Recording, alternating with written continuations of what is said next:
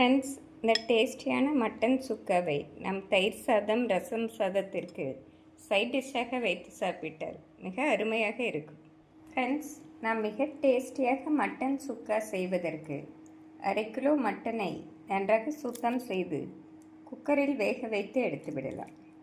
Mutton வேக வைக்கும்போது 1 spoon மஞ்சள் பொடி, 1 ஸ்பூன் குழம்பு மிளகாய் பொடி, மட்டனுக்கு தேவையான உப்பு, 1 ஸ்பூன் இஞ்சி பூண்டு விழுது, 1/2 ஸ்பூன் ஜீரகம், 2 காய்ந்த மிளகாய். ஃப்ரெண்ட்ஸ், நாம் மஞ்சள் பொடி மசால் பொடியை மட்டனுடன் நன்றாக மிக்ஸ் செய்து மூழ்கும் அளவு தண்ணீர் ஊற்றிவிடலாம். தண்ணீர் நாம் குறைவாக சேர்த்தாலே போதுமானது. இந்த அளவு தண்ணீர் சரியாக வரும். ஹை ஃப்ளேமில் 2 விசிலும் மீடியம் ஃப்ளேமில் 2 விசில் வைத்து எடுத்தால் மட்டன் நன்றாக வெந்து வந்துவிடும். ஃப்ரெண்ட்ஸ், மட்டன் நன்றாக வெந்து வந்துவிட்டது. நாம் வதக்கி விடலாம். ஃப்ரெண்ட்ஸ், நம் கடாயில் தேவையான அளவு நல்லெண்ணெய் ஊற்றி மட்டனை வதக்கி விடலாம். நம் மட்டன் வதக்குவதற்கு நல்லெண்ணெய் ஊற்றி வதக்கினால்தான் டேஸ்டியாக இருக்கும். நாம் சற்று அதிகமான எண்ணெயை ஊற்றி விடலாம். 1/2 கிலோ கறிக்கு இந்த அளவு எண்ணெய் சரியாக வரும். எண்ணெய் காயவும் 1 ஸ்பூன் ஜீரகம், 4 காய்ந்த மிளகாய், கறிவேப்பிலை. நம் மட்டன் சுக்கா வதக்குவதற்கு வெங்காயம் சேர்க்க தேவையில்லை. ஜீரகம் காய்ந்த மிளகாயே போதுமானது. மிக டேஸ்டியாக இருக்கும். ஃப்ரெண்ட்ஸ், காய்ந்த மிளகாய் ஜீரகம் பொரியவும் நாம் வேக வைத்த மட்டன் தண்ணியை சேர்த்து விடலாம்.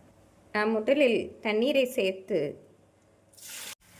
நாம் வேக வைத்த தண்ணீர் நன்றாக வற்றி வரவும் மட்டனை சேர்த்து விடலாம்.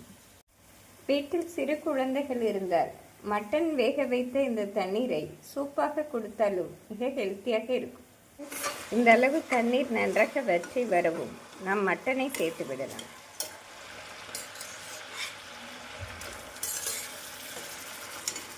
ஃப்ரெண்ட்ஸ், நாம் ஹை ஃப்ளேமிலே வைத்து மட்டன் நன்றாக சுருண்டு வதங்கும் வரை வதக்கி விடலாம். நாம் இப்படி குக்கரில் வேக வைத்து செய்வதால் மிக விரைவாக இந்த மட்டன் சுக்கா செய்து விடலாம். ஃப்ரெண்ட்ஸ், நம் மட்டன் சுக்காவுடன் இந்தளவு மிளகை பொடித்து சேர்த்து விடலாம். ஃப்ரெண்ட்ஸ், இந்தளவு பொடித்தால் சரியாக வரும். ஃப்ரெண்ட்ஸ், மட்டன் சுக்கா இந்தளவு எண்ணெய் பிரிந்து வரவும் நாம் மிளகுத்தூள் தூவி இறக்கி விடலாம். ஃப்ரெண்ட்ஸ், மிக எளிய முறையில் செய்யும் இந்த மட்டன் சுக்கா மிக டேஸ்டியாக இருக்கும். ஃப்ரெண்ட்ஸ், இந்த டேஸ்டியான மட்டன் சுக்காவை நம் தயிர் சாதம் ரசம் சாதத்திற்கு சைட் டிஷ்ஷாக வைத்து சாப்பிட்டால் மிக அருமையாக இருக்கும். ஃப்ரெண்ட்ஸ், நாம் இந்த சூடான சாதத்துடன் மட்டன் சுக்கா போட்டு சாப்பிட்டால் மிக அருமையாக இருக்கும். நாம் எண்ணெய் பிரிந்து வரும் வரை வதக்கியதால் மிக அருமையாக இருக்கும். இந்த டேஸ்டியான மட்டன் சுக்காவை செய்து பார்த்து எப்படி இருக்கிறது என்று கூறுங்கள். Thank you friends.